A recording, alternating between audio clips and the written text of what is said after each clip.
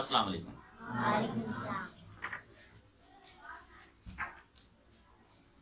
Stephen Hawking एक ऐसे शख्स का नाम है जिसको हम मौजूदा दुनिया में एक अजूबा कह सकते हैं। अभी चंद दिन पहले वो फौत हुआ है। स्टीफन हॉकिंग एक ऐसा शख्स था, एक ऐसा साइंसदान था जिसको मौजूदा दौर का आइंस्टाइन कहा जाता है। यानी मौजूदा दुनिया में अगर कोई सबसे बड़ा साइंसदान था तो वो स्टीफन हॉकिंग था। वो अपनी तहकीक कर रहा था। तहकीक को पेश करने से पहले, उसको ज़ाब्ता तहरीर में लाने से पहले उसके साथ एक हादसा पेश आ गया। वो गिरा और गिरने से वो एक ऐसे सिंड्रोम का शिकार हुआ जिसको हम फालिद की एक शक्ल कह सकते हैं कि उसका पूरा जिस्म बेकार हो गया। और सिर्फ जिस्म नहीं, उसके चेहरे के उजलात जो हैं ये भी काम करना छोड़ गए। उसकी पूरी बॉडी में, उसके पूरे जिस्म में सिर्फ एक चीज हरकत कर सकती थी और वो उसकी पलकें थी। इसके अलावा ना वो बोल सकता था, ना वो हिल सकता था, ना उसकी जुबान काम करती थी, ना उसके होंठ काम करते थे। उसका पूरा जिस्म मफलूज होकर रह गया और जिस्म में सिर्फ एक चीज, उसकी पलकें जो थी, सिर्फ ये काम करती थी। वो एक बहुत बड़ा नाम था, बहुत बड़ा साइंसदान था। दुनिया को एक फिक्र लाहक हुई कि इतने अजीम इंसान से, इतने बड़े आदमी से हम महरूम होने जा रहे हैं। तो इसका एक हल निकाला गया। एक ऐसा कंप्यूटर इजाद किया गया, वजूद में लाया गया जो उसकी पलकों की जबान को समझ सके। वो उसकी बॉडी के साथ अटैच कर दिया गया।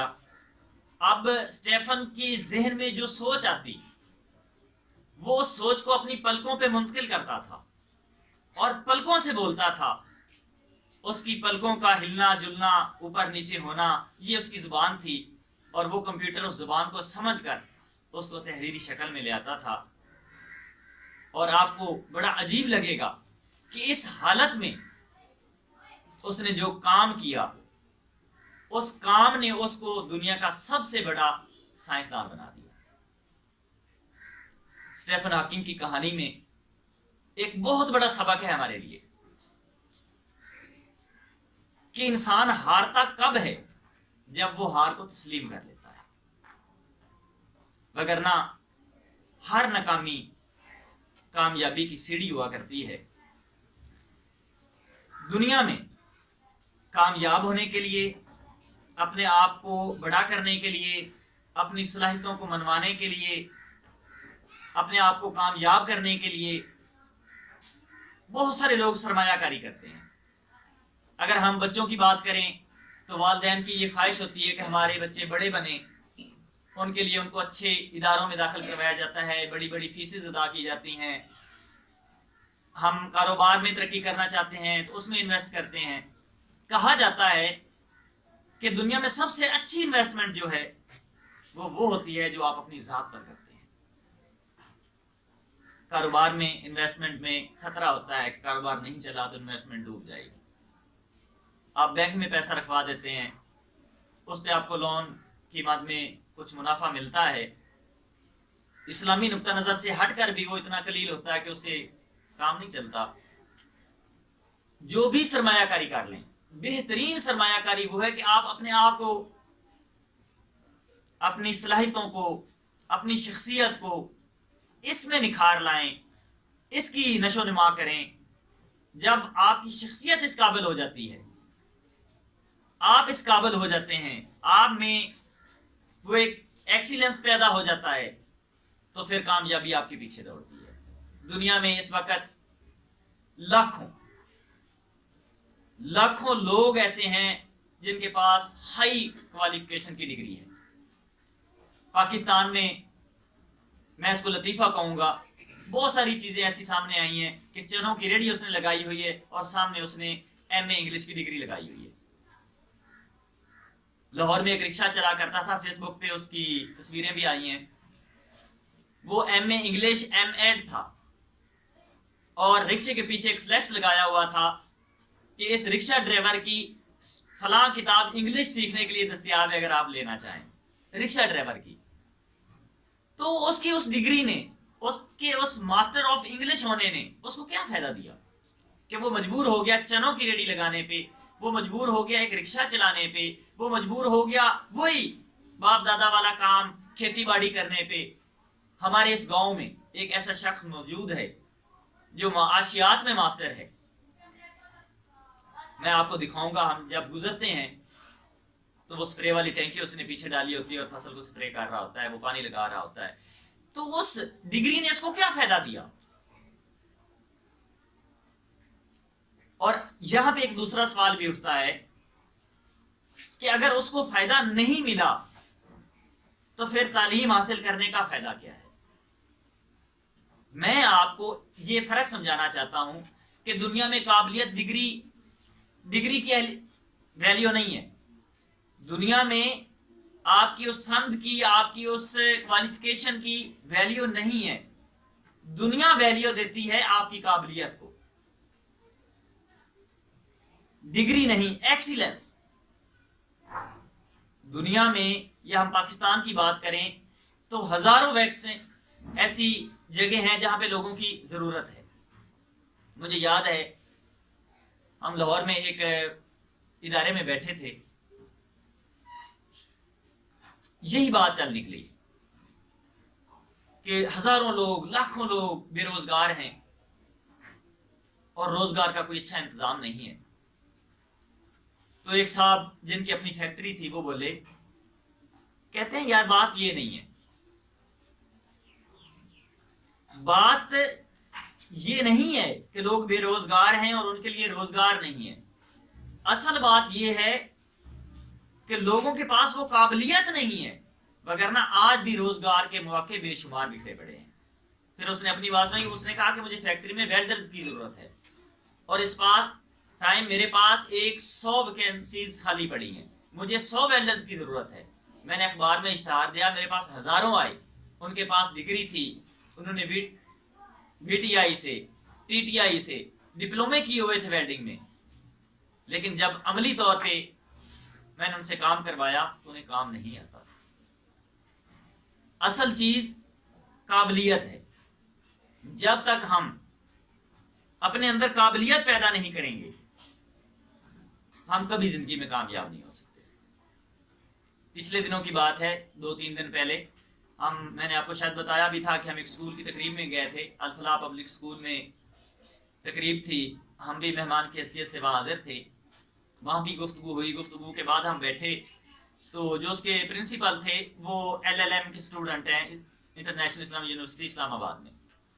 उनसे बात निकली कि आप LLB कर चुके हैं, LLM करने जा रहे हैं, तो उसके बाद क्या आप एज ए लॉयर प्रोफेशनल जिंदगी में आना चाहते हैं? तो वो कहने लगे कि नहीं यार, मेरा इरादा एज ए लॉयर आने का नहीं है। तो हमने कहा कि फिर अल्लाह के बंदे, इतनी तालीम हासिल करने का, आप भावनगर से उठे हैं, इस्लामाबाद गए हैं, आपकी रिहाइश इस्लामाबाद में है, आप इंटरनेशनल इस्लामिक यूनिवर्सिटी के स्टूडेंट हैं, LLB करने के बाद LLM कर रहे हैं, और आप कहते हैं कि मैंने प्रोफेशनल तौर पे इस शोबे में आना भी नहीं है। तो उन्होंने कहा मैं जुडिशरी में आना चाहता हूँ, मैं एज ए जज अपने कैरियर का स्टार्ट करना चाहता हूँ। तो हमारी गुफ्तगू जब इस पे हुई तो ये बात सामने आई कि इस टाइम पाकिस्तान में, पंजाब में हजारों की तादाद में वैकेंसीज खाली हैं, लेकिन कोई ऐसा काबिल शख्स नहीं है जो उस खाली जगह को पूरा कर सके। पिछले साल जब इन वैकेंसीज का ऐलान हुआ तो 6000 आदमी ने उस इम्तिहान में शिरकत की। 6000 आदमी ने उस इम्तिहान में शिरकत की, जिसमें से सिर्फ 116 मुंतखब हुए। तो उस इम्तिहान में शिरकत करने की जो अहलियत थी वो तो उन सब लोगों में थी, इसलिए वो उसमें शामिल हुए ना। उनके पास डिग्री थी, वो उस मुकाबले में बैठने के लिए अहल थे, लेकिन वो इस काबिल नहीं थे कि वो जज की सीट पे बैठ सकते। आप अपने शहर में देखिए, कई डॉक्टर्स हैं, MBBS की डिग्री है उनके पास, PCS की है, लेकिन हम हर डॉक्टर के पास नहीं जाते। हमारी नजरों में कोई अच्छा डॉक्टर है, कोई अच्छा नहीं है। तो क्यों है? ये उस डॉक्टर की काबिलियत है। हमारे हाँ हजारों वकील हैं, بار کورٹ میں جائیے، عدالتوں میں جائیے، وکیلوں کے چیمبر بھرے پڑے ہیں، لیکن ہر وکیل کے پاس راش نہیں ہوتا. کوئی ایسے ہیں بیٹھے ہیں ان کو مکھیاں مارنے کے علاوہ اور کوئی کام نہیں ہے، ان کے پاس بندہ ہی نہیں ہے. فیس بھی ان کی معمولی ہے لیکن پھر بھی بندہ نہیں ہے. اور کئی ایسے ہیں کہ وہ لاکھوں میں فیس لیتے ہیں اور لوگ قطاروں میں کھڑے کہ ہماری باری کب آتی ہے. ہمارے علاقے کا ایک بہت بڑا نام ہے چودھری اعتزاز احسن. اعتزاز احسن وہ شخص ہے، آپ نے ٹی وی پہ پروگرام میں آپ اس کو دیکھا ہوگا، پیپلز پارٹی کے بہت بڑے رہنما ہیں اور بہت بڑا نام ہے وکالت میں پاکستان میں، بیرسٹر اعتزاز احسن کا. تو یہ پاکستان کی تقسیم سے پہلے کا واقعہ ہے. مقابلے میں امتحان میں بیٹھے وہ، اور مشترکہ پاکستان جس کو ہم بنگلہ دیش آج کہتے ہیں، مشرقی پاکستان تھا. مشرقی پاکستان اور مغربی پاکستان یہ اکٹھے تھے. ان دونوں ممالک میں متحدہ پاکستان میں وہ مقابلے کے امتحان میں پہلے نمبر پر آئے. وہ کبھی ہم بیٹھتے ہیں ان کے پاس، ان کے بھائی کے پاس بات شروع ہوتی ہے تو ان کے بڑے بھائی ہیں ڈاکٹر اعجاز احسن، اور وہ ڈاکٹری کے دنیا میں ایک بہت بڑا نام ہے. میں ان کے پاس بیٹھا تھا، ہماری بات چیت چل رہی تھی تو وہ ایک لطیفے کی شکل میں بات سنانے لگے. کہتے ہیں جب اعتزاز احسن نے پورے پاکستان میں پہلی پوزیشن حاصل کی تو ہمارے پاس رشتوں کی لائن لگ گئی اعتزاز کے لیے. بڑے ڈاکٹر اعجاز صاحب سنا رہے تھے کہ ویسے بھی وہ ان کا ایک اسٹیٹس تھا، تو کہتے ہیں جی ہر جگہ سے جی کہ اعتزاز صاحب کے لیے بات چل نکلی. تو اعتزاز نے ہمارا جو ہے نا وہ سارا بھرم توڑ دیا. میں نے پوچھا ڈاکٹر صاحب وہ کیسے؟ کہتے ہیں اس نے جی کہا میں نے نوکری نہیں کرنی. میں نے سمجھایا اللہ کے بندے جب تم یہ فرسٹ آئے ہو، ہر بندے کو پتا ہے مقابلے کے امتحان میں بندہ فرسٹ آ گیا ہے تو اسے بڑی سیٹ ملے گی، یہ ڈی سی او بنے گا، یہ تحصیلدار بنے گا، یہ کسی بڑے عہدے پہ پہنچے گا. تو عزت دیکھو تمہاری کتنی ہو رہی ہے، لوگ تم سے رشتہ جوڑنا چاہتے ہیں اور تم کہتے ہو میں نے نہیں جاب کرنی، اور تمہیں کوئی پوچھے گا نہیں، کوئی رشتہ نہیں دے گا، تمہاری شادی نہیں ہوگی. تو جب حقیقت سامنے آئی اس اعتزاز احسن نے اپنی قابلیت پہ بھروسہ کیا. اس کو پتا تھا کہ میں اعتزاز ہوں، میں کچھ کروں گا. ایک اعتماد تھا اپنی ذات پر، اس اعتماد نے ثابت کر دیا کہ اعتزاز احسن کا فیصلہ درست تھا. اگر وہ تب جاب کر لیتا، وہ ڈی سی ہوتا، وہ کمشنر بن جاتا، وہ سیکرٹری بن جاتا، یہ کامیابی تھی اس کی.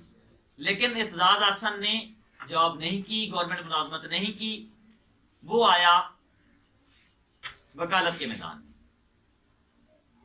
اور مشرف دور میں اس اعتزاز احسن کو دنیا کا 5واں بہت بڑا دانشور مانا گیا. یہ کوئی چھوٹا اعزاز نہیں ہے، پوری دنیا کا 5واں دانشور. وہ اعتزاز احسن پاکستان کے کئی وفاقی عہدوں کا وزیر رہا. وہ اعتزاز احسن آج ایک کیس کی کروڑوں روپے میں فیس لیتا ہے. یعنی اللہ نے عزت بھی دی کہ پوری دنیا میں اس کا ایک نام بنا، اللہ نے پیسہ بھی دیا کہ وہاں اس کی تنخواہ لاکھوں میں ہوتی، آج وہ کروڑوں میں ایک کیس کی فیس لے رہا ہے. اور وہ اعتزاز احسن اس کو آج پوری دنیا جانتی ہے اور اس کی عظمت کو سلام کرتی ہے. صرف کیا چیز تھی؟ اپنی ذات پر اعتماد، اپنی قابلیت پر اعتماد. اور یہ اعتماد کب آئے گا؟ جب ہمارے اندر کچھ ہوگا. یہ نہیں کہ مجھے آتا تو کچھ ہونا اور میں ایسے ہی اعتماد کا شکار، پھر واقعتاً میں شکار ہو جاؤں گا. سب سے پہلی چیز کامیابی کے لیے، اپنے آپ کو آگے لانے کے لیے اپنی قابلیت میں اضافہ کرنا ہے. تعلیم کے ساتھ ساتھ، ڈگری کے ساتھ ساتھ ہم نے ایکسیلنس کی طرف جانا ہے. جب ہم ایکسیلنس کی طرف جائیں گے، ایکسیلنٹ بن جائیں گے، تو پھر کامیابی ہمارے پیچھے دوڑے گی. پھر لوگ ہماری چاہت کے طلبگار ہوں گے، پھر لوگ ہم سے ٹائم لینے کے طلبگار ہوں گے، پھر لوگ یہ چاہیں گے کہ اس شخص کے ساتھ کچھ وقت گزارا جائے. اور یہ تبھی ممکن ہے جب ہم اپنی صلاحیتوں کی نشو و نما کریں گے، جب ہم اپنے آپ کو آگے بڑھانے کے لیے اپنی ذات کو ٹائم دیں گے,